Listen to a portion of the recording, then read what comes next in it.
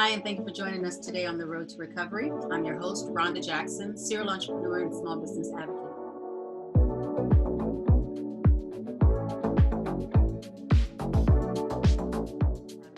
And today's guest, Miss Jessica Johnson, the security lady of Johnson Security Bureau. Thank you for joining us today, Jessica.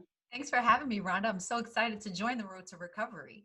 Oh, well, thank you. Thank you for being here. So in light of the fact that you are a tried and true, not only an entrepreneur, but of a family generational business located in one of the epicenters of the pandemic and the impact, I'm sure, as we'll discuss in our conversation, and how you navigated through that. So your expertise, your agility, and your stamina as an entrepreneur is one of the reasons why we wanted to talk to you today, Jessica. So thank you again. Oh, I'm so glad to be here. And when you say the security lady, people always say, well, what does that mean? Well, yes, I do run my family's security business, but I believe security is much more than a guard at a door. I believe it's security when it comes to your finances, security when it comes to your family, as well as security when it comes to your property. And so as we talk about the road to recovery, the concept of security means a lot more than just what I do in business. It's really about my philosophy in life, and it brings in my values. So thanks again for joining me, for inviting me to join the conversation. And hopefully we can help somebody else get on the road to recovery and have a greater sense of security about what they do and how they live. I love it. And so again, just a testament to why your expertise and your trials and tribulations as an entrepreneur are going to be so valuable, and hopefully establish some best practices for other business owners. So thank you again. One of the ways that I also like to start the show is I like to ask business owners or the guests one word they would use to describe now. Like, where are we now? What one word would you use? My one word is grace, unmerited favor, because we're all going through something right now and you don't know what the next person is going through, but by grace, we are still here. We still have opportunities, and how we look at those opportunities will determine how we come out on the other side. So I say, remember to walk in grace, to move in grace, and to afford yourself the same type of grace that you afford others. Only way. And so, speaking of making it through, and today's topic, with grace, what does our future, let's go hopeful. Let's begin with the end in mind. What does future post COVID look like from a business landscape? What do you think it looks like? So I recently heard an audiobook where an author said, money moves towards security. It moves away from insecurity.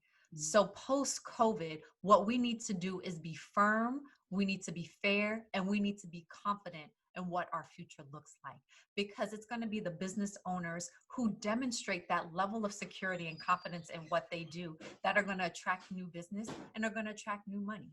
We hear every day where businesses like ours, women-owned businesses, minority-owned businesses, are falling by the wayside because they can't get their finances together. They can't get out and work because they're not considered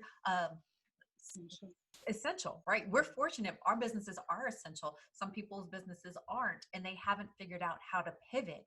But if we remember to work in confidence, we're going to yet attract business because people are still spending money.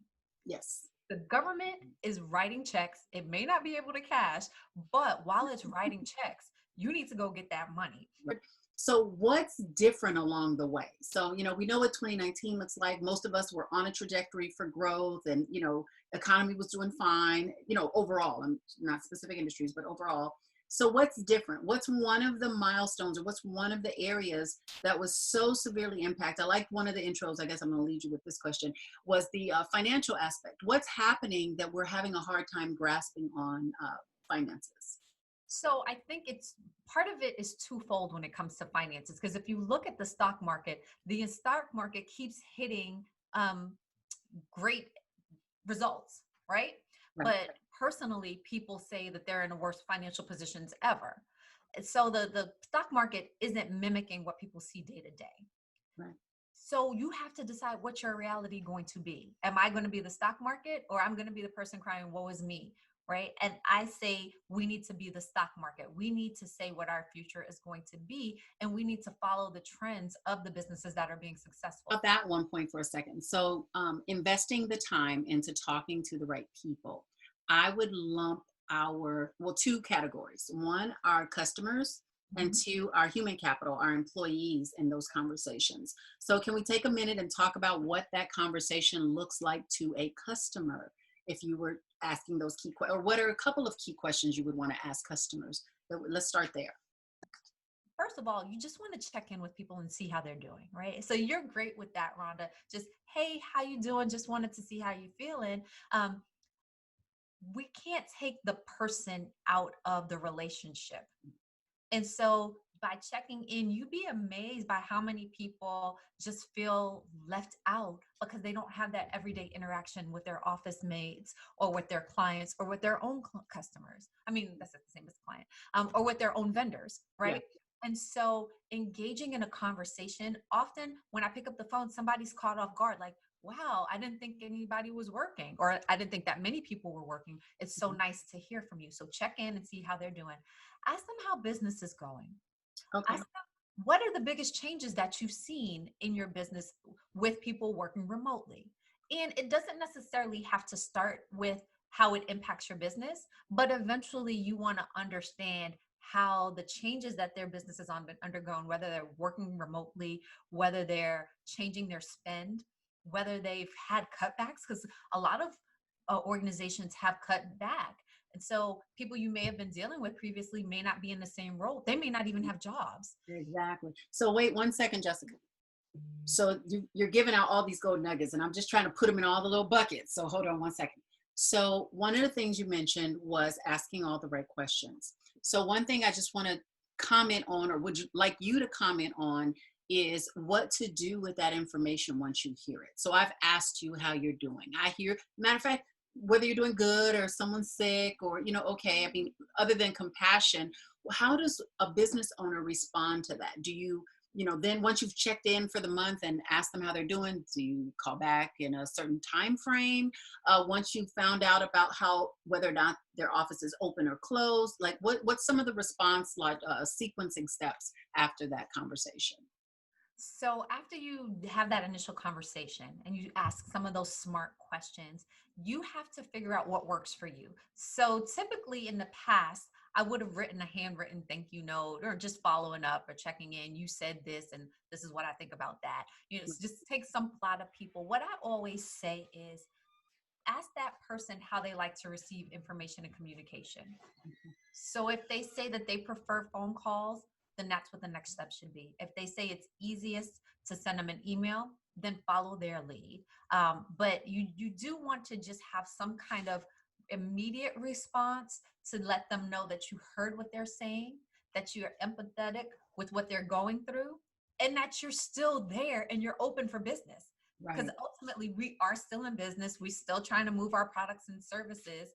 And, just, hey, if you know anybody, I'm still here. We're still working. And they also want to know how you're doing. So you can Sure. use that. Keep using that word, relationship. So you're giving entrepreneurs the advice to build relationships, to Yes. fortify those relationships, and then to strengthen those relationships for whether the opportunity is today or further down the road once that business or that company kind of, comes back to life and gets their feet back under them. So I totally appreciate that.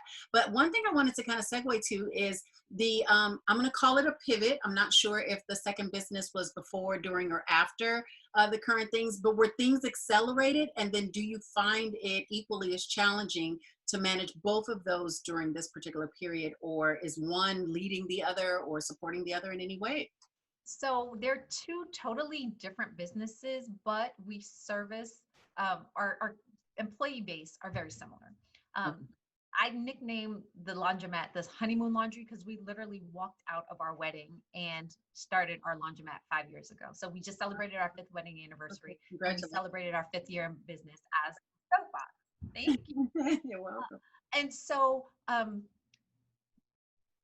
it's interesting because we go through these cycles and the cycles never seem to align.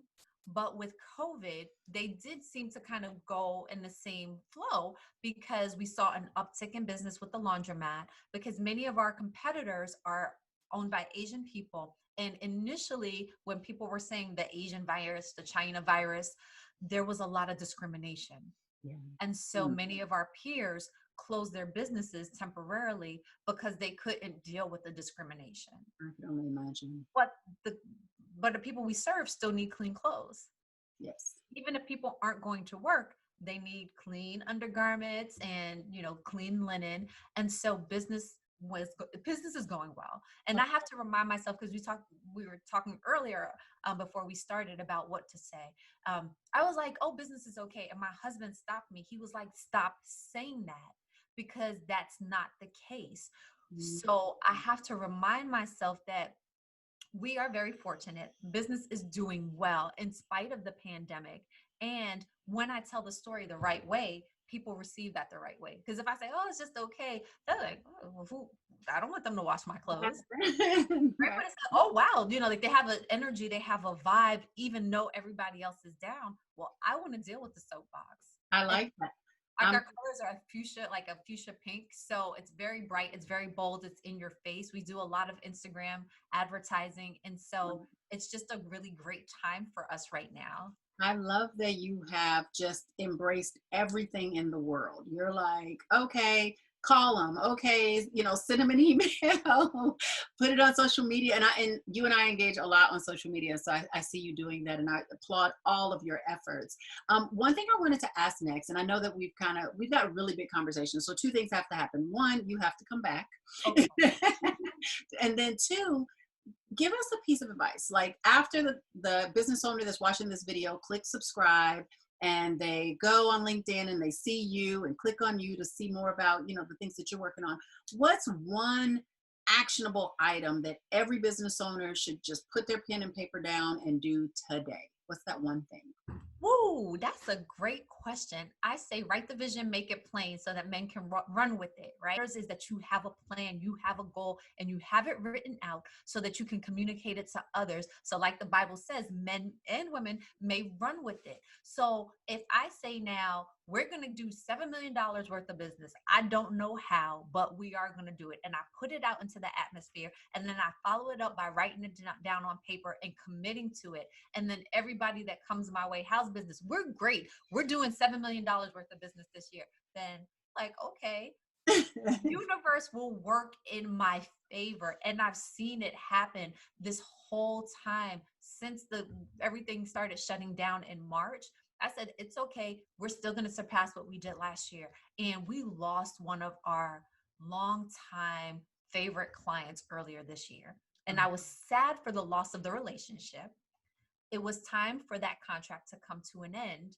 But now we're dealing with another client who has more than doubled what we were doing with that other client. Oh, see, you make space. So then also you're making room. So once you declare those things, you have the deliberate action that goes with those things, because it's not like you did that, put it under your pillow and you went to sleep.